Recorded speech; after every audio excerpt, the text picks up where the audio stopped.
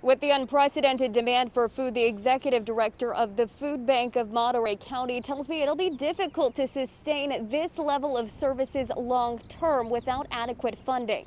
Thousands of families continue to line up at food distribution locations across Monterey County for staples like bread and produce. But as the demand grows, inventory at the Food Bank of Monterey County is getting low. The fact that we went through 6 months worth of inventory in 6 weeks lets you know the alarming level of need.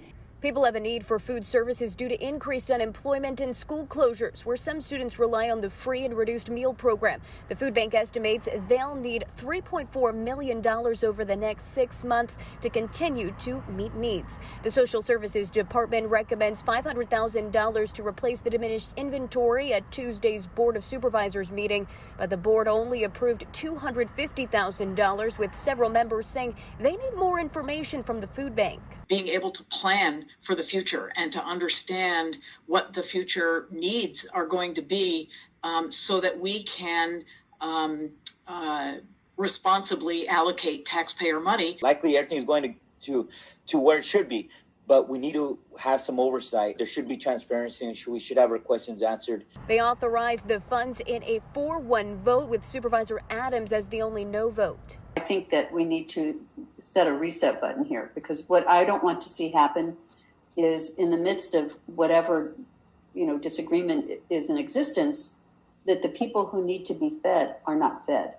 The agenda item has created some tensions within the county. Former Director of Social Services Elliot Robinson says the food bank is not willing to work with him, so he could only provide a partial analysis, much of the reason why the county is holding off on allocating more funding.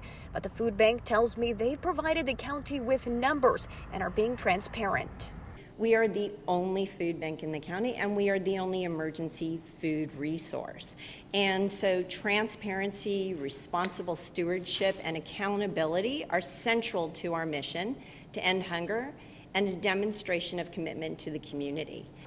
As for future funding, Supervisor Chris Lopez says he hopes that a larger plan can be created once more information is provided by the food bank, and it will come back to the board at that point. In Salinas, Alicia Machado, KION News Channel 546.